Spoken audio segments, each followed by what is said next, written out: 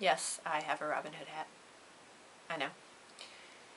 You all know who Robin Hood is, so I'm not going to waste time introducing him, especially since trying to condense 800 years of history into a 6-minute presentation is a little bit difficult. So we're just going to jump right in, and hopefully by the end you'll have learned something. It's difficult to pinpoint exactly when the legends began, because originally they would have been passed down by word of mouth. Effort has been made to track down historical mentions of an outlaw named Robin Hood, but the name would have been fairly common. Robin was a common diminutive of the name Robert, and Hood was more of a descriptor than a surname. Therefore, any Robert who consistently wore a hood could have carried the name Robin Hood. Another possibility is that Robin Hood was not the real name of the man who inspired the legend. The first historical example of Robin Hood as a common name for an outlaw was in 1262, where the name was applied to a man simply because he had been outlawed. From this we can conclude that either the Robin Hood legend was already well known by the mid-13th century, or that the name Robin Hood was synonymous with the term outlaw, or could be used as a nickname for one.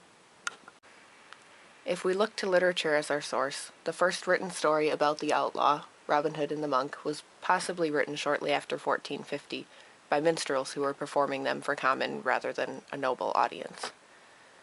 The language of the nobility at the time was French, and since there's no record of early Robin Hood ballads being written in any language other than English, we can assume that he was, as he is now, a hero for the common man.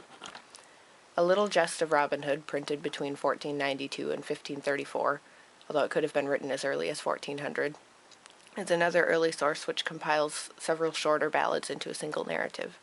The earliest mention of the outlaw comes from William Langlane's Piers Plowman, written about 1377, where a character mentions knowing the tales of Robin Hood. The passage reads, "I do not know my paternoster perfectly as the priest sings it, but I know rhymes of Robin Hood and Randolph, Earl of Chester," implying that the songs and ballads about Robin Hood were fairly commonplace. The earliest ballads introduce many of the characters we often think of today: Little John, Much the Miller's son, Will Scarlet or Will Scathelock, Sir Guy of Gisborne, and the Sheriff of Nottingham, specifically. Friar Tuck, Allan a Dale, and Maid Marian did not enter into the legends until the 15th, 16th, and 17th centuries, during the festivities associated with May Games, although several of the early ballads include tales of Robin meeting a monk who, after proving that he is not as corrupt as many clergymen of his time, joins their band. This monk is not named, or at least not named Tuck, and usually disappears into the anonymity of the band after his tale. Maid Marian was assimilated into the legends during the May Day celebrations in certain parts of England in the 16th century. Players would dress as Robin Hood and his band, and make a show of rescuing Maid Marian from the clutches of a greedy knight. The story of Allan a Dale is added latest, during the 17th century, when themes of chivalry were added into the legends, making them more appealing to higher-class Englishmen. Allan shares his miseries and laments about the fact that his love is being forced to marry an elderly knight, and since Allan is just a minstrel, he has no power to stop the ceremony. Robin, of course, crashes the wedding and rescues Allan's sweetheart, and after the two are wed, they decide to join Robin's band. Many of the other traits we commonly associate with the Robin Hood legends, like his involvement in the Crusades, have shifted over time. For example, there's no mention of Robin Hood stealing from the rich to give to the poor in the early ballads, although he did grant a loan to Sir Richard at the Lee, whose lands were being unlawfully seized by the clergy, and did not require the knight to pay him back.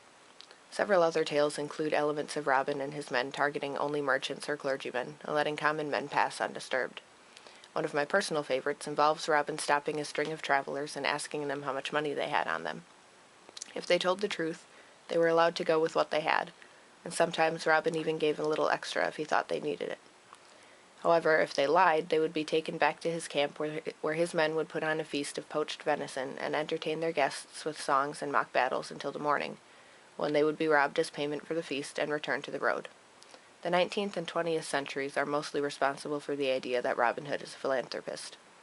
This is also where several of the supporting characters' backstories came from. Many of them contain a similar formula for meeting new characters. Robin is wandering around the forest when he runs into whoever it is, Little John or Will Scarlet or Much the Miller's son, and the two get into an argument about something trivial, like who's going to move off the path for the other to pass, or whose clothing is finer. One of the two challenges the other to a contest of manliness, a fight with swords or quarterstaffs, which Robin just barely loses. Afterwards, he concedes to the other's superiority and introduces himself, and the other character hurriedly apologizes and explains that he was actually looking for Robin Hood. Robin invites him home to join the band of outlaws, and they become friends.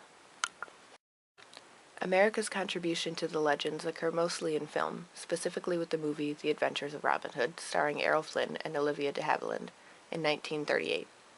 This is where the idea of Robin Hood and his men representing the oppressed Saxon population rising up against the Norman nobles while King Richard was absent on the Crusades became popular. In 1984, the TV series Robin of Sherwood introduced a Muslim character named Nasir into the Band of Merry Men, which was adapted in the 1991 movie Robin Hood, Prince of Thieves, starring Kevin Costner and Morgan Freeman as the Saracen Azim. The 2006 BBC series also featured a Muslim character named Jock, this time adapting the role to make her female. The possibilities for including elements of the Robin Hood legends in a classroom are limitless.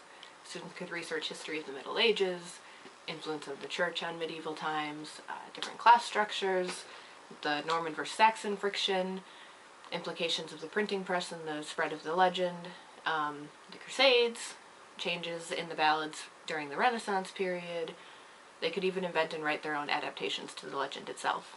Possibilities are as numerous as the variations to the story.